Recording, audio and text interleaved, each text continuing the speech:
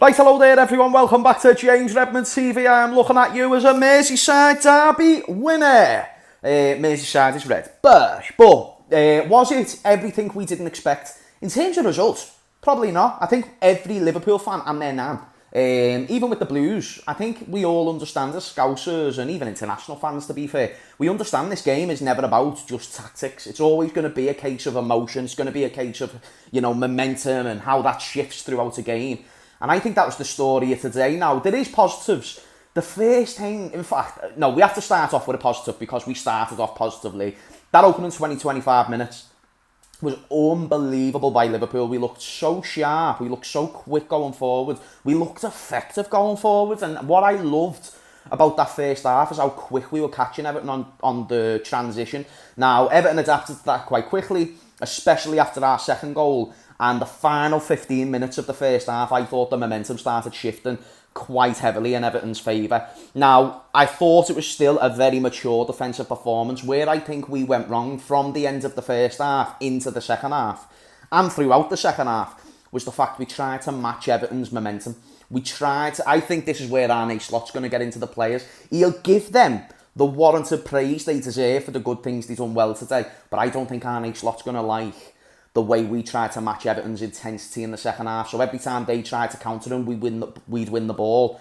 We'd then try and counter them instead of slowing the tempo down and actually just winning a game. In a boxing fight, I always use boxing analogies. A world-class boxer knows when to take rounds off. So Liverpool need to learn, at least from today, to know when to counter-attack. So if Everton have 4 or 5 dangerous opportunities in and around the box, which they did, and we're just going to counter that by trying to throw fire back, and then it's just going to lead to them having more opportunities. To get what I'm saying, I'm not saying it's a major red flag, but it's one that could have cost us today if it weren't for the fact we had such world-class players. Now, Ryan Gravenberch, staying on the first half for a second, and even the all-round game, and I'll go into every individual, but that man won us that game of football today. That first goal never had a right to be a goal.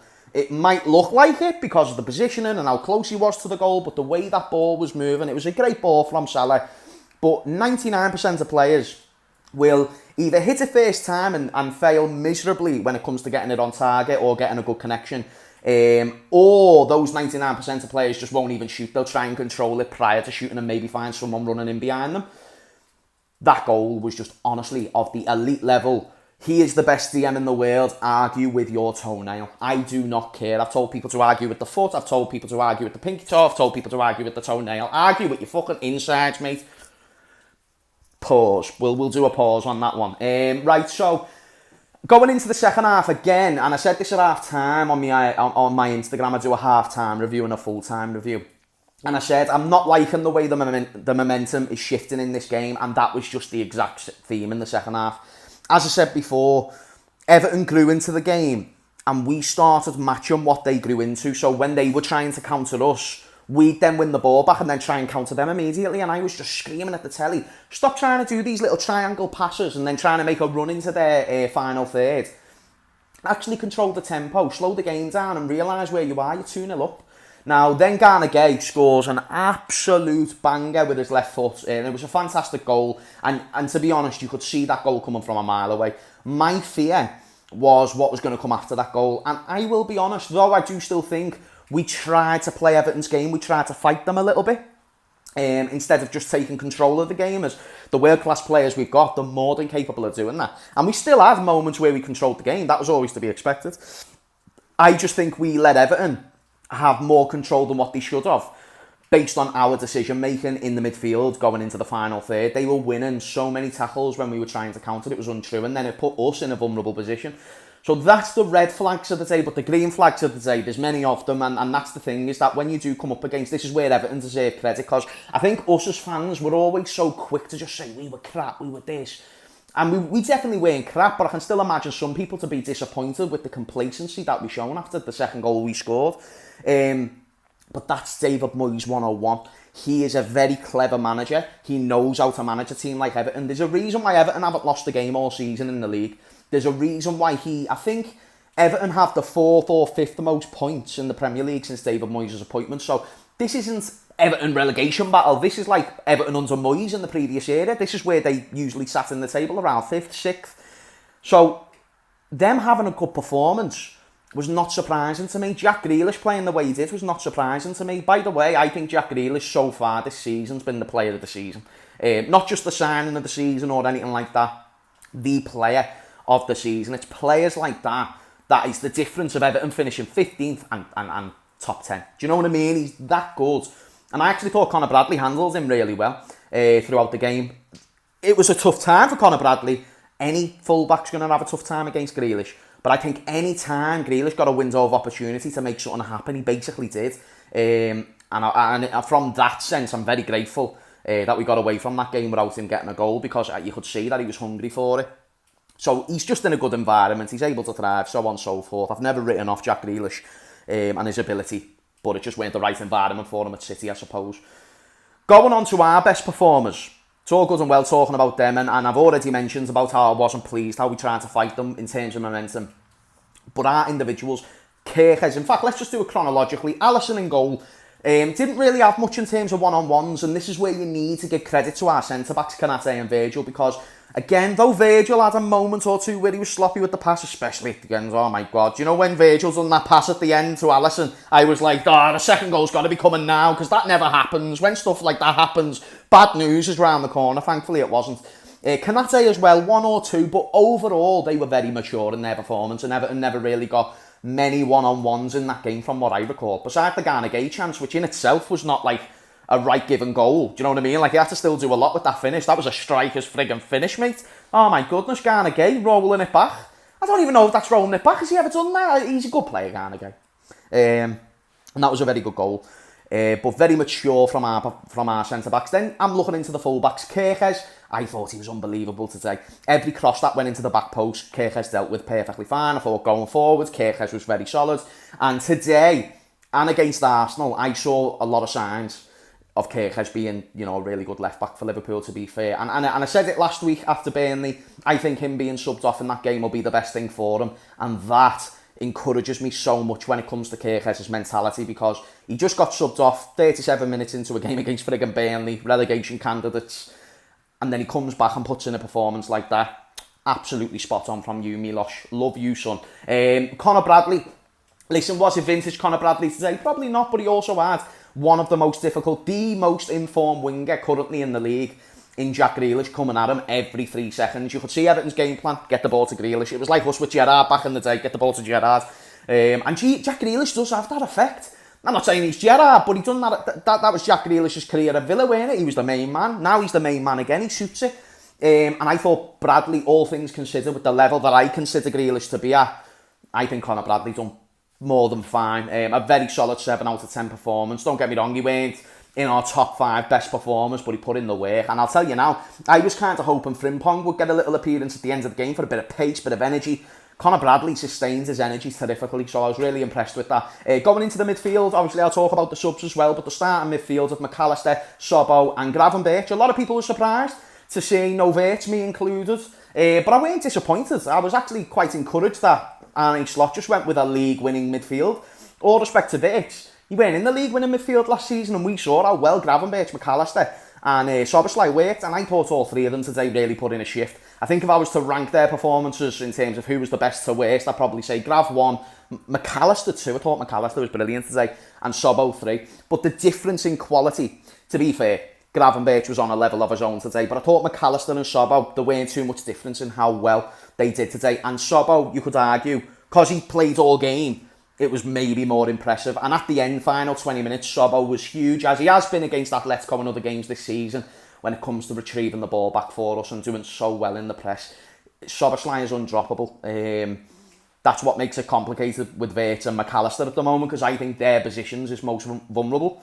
But I do think as well that we just have to accept, instead of always thinking what's the best 11, expect the fact we're just going to use heavy rotation, and that is boss. Do you know what I mean? Like, we got to see Robertson midweek perform really well.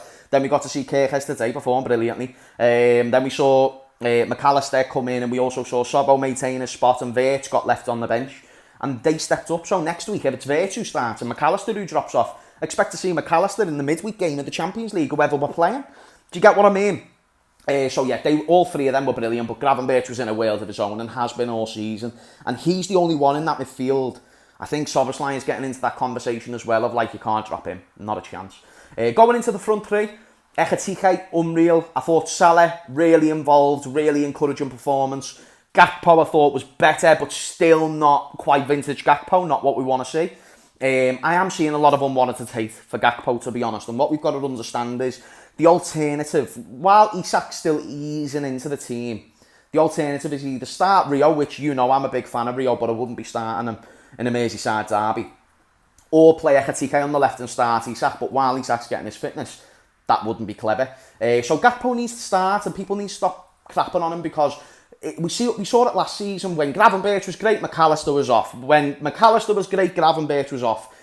There's just periods in a season where the player stops off. Stop trying to judge a player overall by forgetting all the good stuff they've done, by just counting in his recent performances. And even Gakpo's still got about 3 GA this season. He's got that effectiveness about him where he can play bad, but he can still contribute. So I weren't even too not pleased with Gakpo today. I thought Gakpo was really solid. Salah and Ekitike, though, for me, they were the standouts in the attack. Now, on to the substitutions. Now, I'm going to need to recall the substitutions. The first two was Jones and Wirtz. The right substitutions to make, because, again, no individual specifically needs to be blamed here. But I just think the way it was going, we needed more control in that midfield. And that's just what Wirtz and Jones bring you in abundance, isn't it? Control, keeping hold of the ball, slowing the tempo down. And sometimes you don't want that. You don't want Jones coming on and holding the ball for too long. But today we needed it, and Jones came on and done terrifically. I thought Wirtz made him... What I like about Wirtz is he's not scared of the ball, is he? He's always willing to get involved, and that's why his stats after games are looking a little bit shaky, because he's going in for every duel. He's going in to try and win the ball at every opportunity. But then, what did he do with it? Do you know what I mean? He had a good little chance where he cut inside Tarkowski. Was it maybe Michalenko and then Tarkowski came in and tackled him? I'm pretty sure Michalenko tackled him now. And again, you just want to see him get the ball in the back of the net or lay the ball off to an attacker and they score. But it just hasn't happened yet. It weren't vintage Wirtz by any means. Still yet to see it, but still positive signs that I'm encouraged by. Jones, really impressed. Why have I just gone to Jones? I've gone to Jones because he was the other sub. Jones, really impressed. Retained the ball well. Was clever with his play. You can see that he's matured into a real top-level Premier League player, Curtis Jones, and I was made up when he was confirmed to be on the bench today. And then who else came on? My mind is really going blank. I don't even think we used all subs. Isak came on for Ekitike. Ekitike, who performed just over the moon today with Ekitike. He was unreal. What a finish as well. A real striker's finish he's got, doesn't he? Isak came on. Couldn't really get involved in the game, I don't think, because I think a lot of the ball was with Everton, to be dead honest with you. So I don't think Isak was really eligible to do much. And obviously we were struggling getting off our own counters. And we were getting countered by attempting to counter Everton. So it was a tough one. And with the fact he never really got involved, he laid off a good ball to Salah. Salah ended up being offside. You can still see the signs of quality. And quite frankly, this early on, while he's finding his fitness after missing 4 months of football, I am more than okay with his performance today, because he still looks sharp, and that's all I need from Isak, is looking sharp while he's getting his match fitness back. There must have been another substitute. There's no way we only used 3. Gakpo came off, but that was for Jones. Wirtz came on, that was for Maka. Isak came on for Ekitike. I think everyone else just stayed, didn't he? I think everyone else just played. So I might be missing a substitute here, but I just can't think of them at the top of my head. I do apologise. A lot happened that game, and I was just nail biting for the final 20 minutes. So I weren't in the best headspace for clean analysis. I have too much emotion when it comes to today. And because I'm not in the Redmond headquarters, I couldn't be at the game, unfortunately. I was watching it with an Everton fan. One of my colleagues who's an Everton fan, so he's good though. His name's Dylan, he's boss. He's one of my best mates. He's a belter to watch the game with. But 3 points, that's the most important thing, guys. Listen, you know, we can all nitpick at the defensive issue, or sorry, should I say the complacency issues, because I don't think we had issues defensively today. We can all complain with that, and I'm okay with you doing that. But let's just remember, 3 points. 3 points on the board. 6 wins out of 6? No, 5 wins out of 5 in the league. 6 out of 6 overall. Bosh! And it wasn't a last-minute winner, was it? So you can't say that we were just lucky and we got away with it. And I thought it was a mature performance. So let me know what you thought. Who was your man of the match? Obviously, I am giving it to Ryan Gravenberch for us. But I think the man of the match of the day was Jack Grealish. I just thought he was absolutely unbelievable. He was unplayable. Every 3 seconds he was getting on the ball. Very clever with what I was seeing. I wish I could see that level of composure from Wirtz that Grealish does, you know what I mean? Wirtz has got composure. The problem is he's just still not adjusted to the pace of the league, has he? That's quite obvious. With Grealish, you can see he's just a seasoned British fucking Premier League player. Like, if I was a neutral, I'd have really enjoyed Jack Grealish's performance much more, but I'm not, so I just had my heart sinking every 3 seconds when he touched the ball. But let me know what you thought. Who was your man of the match? I'm giving it to Ryan Grav. On to the next one. Off the top of my head, I don't even know what the next one is. I'm just so happy that Derby's out the way. And now I can enjoy a full weekend of footy without having to worry about our results. It's nice. I don't know if we've got the Champions League this week as well. Our schedule is just like out of my head at the moment. So yeah, guys, thank you for watching this video. Smash a like only if you enjoyed. Subscribe if you haven't already as well. We are doing videos again. And up the mighty Reds, Merseyside is red. I will see you beautiful people in the next life. Ta-da.